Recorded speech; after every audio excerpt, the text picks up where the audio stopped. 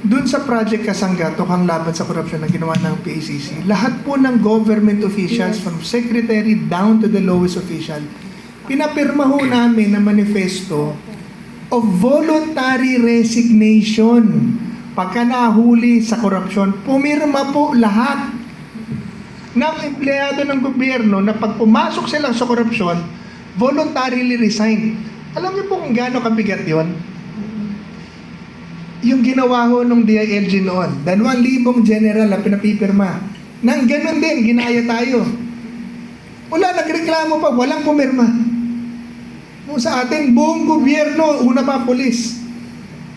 Mga first 5 ang polis. Una nun, BOC. Ang una pumira, BOC, tapos DOH, tapos DPWH, tapos BIR, tapos polis. Pirma lahat, magre-resign kami. Alam niyo po ba na legally bawal din yon? Kasi meron security of tenure. Pero dahil sa pulisiya ng Pangulo na bawal ang korupsyon, pumayag po yung mga empleyado ng gobyerno. Ngayon, papayag pa silang gawin yon? Naku, hindi. Hihingi pa ng pera. Ito po, tigil-tigil nyo ako ng korupsyon. Dahil pa ako hindi-deliver sa Malacanang, sa mga congressmen. Maraming kalaban demonyo. Chairman, idagdag ko lang, Attorney Yvette, that time lahat ng ating ahensya no, sa government, sa amin, mga maliliit, tataas, basta opisina o departamento ng gobyerno, meron po diyang isang malaking picture at polisiya sa lobby pa lang, no gift policy. Ngayon, puro gift. Ang polisiya dapat meron kalagay. Ang lagay. At pagkatapos po, talagang iyak sa amin yung mga taong gustong pumasok. Sabi nga ng mga security, ma'am, may ice cream, natutunaw, bayaan mo maglawayan dyan. Gusto mo mamura tayo ni Presidente. Talagang we stick with wala, kahit na masarap pa yan. Ito, bagong create noon ng PACC, ang nakaupo noon was my late husband. Yeah. Magpapasko, may isang negosyante, nagbigay po, pinadaan, mga envelope. Alam niyo kung magkano laman? 5,000. Merong kasama pa yon na mga grocery packs. So, gumawa ng listahan ng lahat ng empleyado ng PACC. Alam niyo ho, nung nakaabot yan sa mesa ng husband, ni Attorney Contacto, sabi niya, ano yan? Boss, ano daw? Pamasko, ganyan. Nung nakita 5,000, PI, sabi niya, hindi ako pipirma, balik niya yan. 5,000 Siyempre, pipirma ka kasi natanggap mo, no? It was a minimal amount. Pero pinabalik ng isang commissioner ng PACC. Pasko yun hindi ba pwede naman yun kasi minimal? No, sabi niya, we have to set an example. Ibalik nyo yan. Alam niyo po, yung mga nakatanggap, malungkot, pero it gave them the dignity. Kaya maliit yan, kung sa tingin man ng taong bayan, maliit, it is still considered as graft. Insofar as the late Commissioner Contacto is concerned. Ganon niya pinapahalagahan ang opisina na create ng Pangulong Duterte.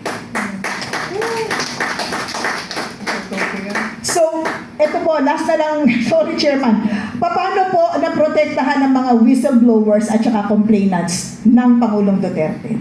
Oo, nung una po, kaya kami sunog na sunog dahil talaga yung mga nagsusumbong sa amin, hindi lumalabas yun Ang lumalabas nun, alam niyo yung mga sekretaryo, commissioner, undersecretary na nakakasuhan namin, yung mga direktor, inihaharap po sa akin yun.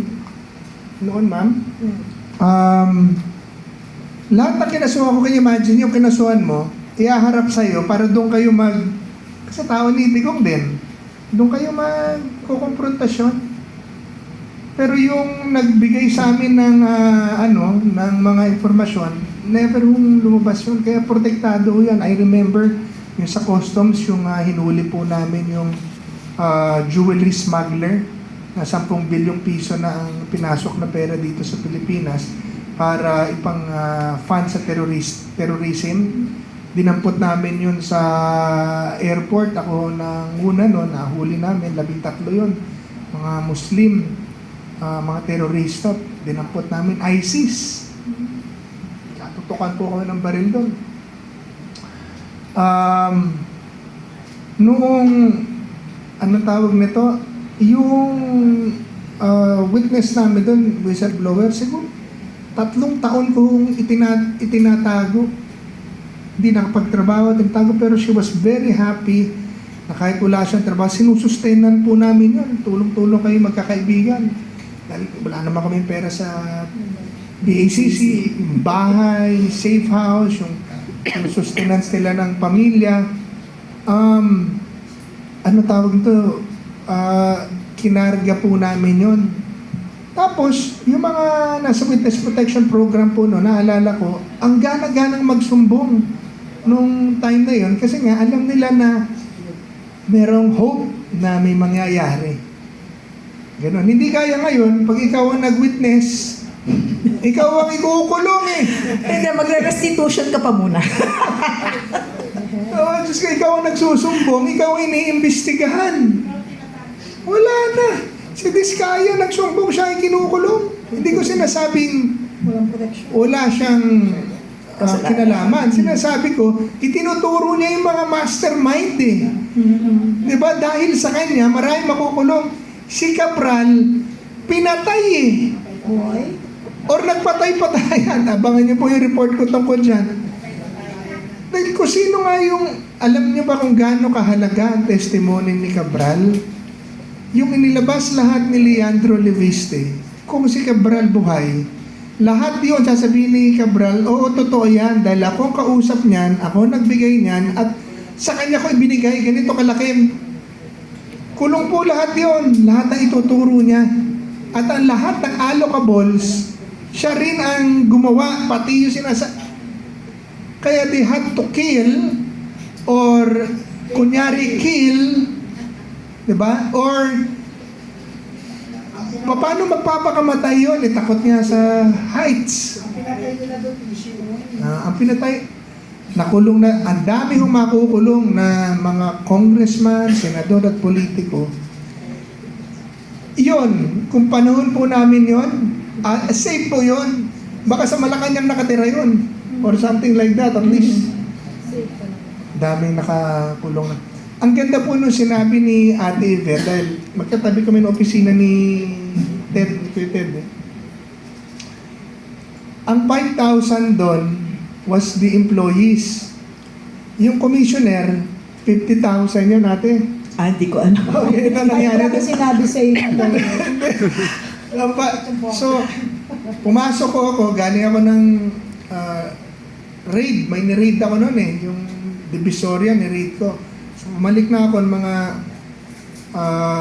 2:00 ng hapon. Pagdating ko doon, dumating yung staff ko, may binigay sa aking envelope, tsaka mga papel. Ang papel, tapos sa ilalim may envelope.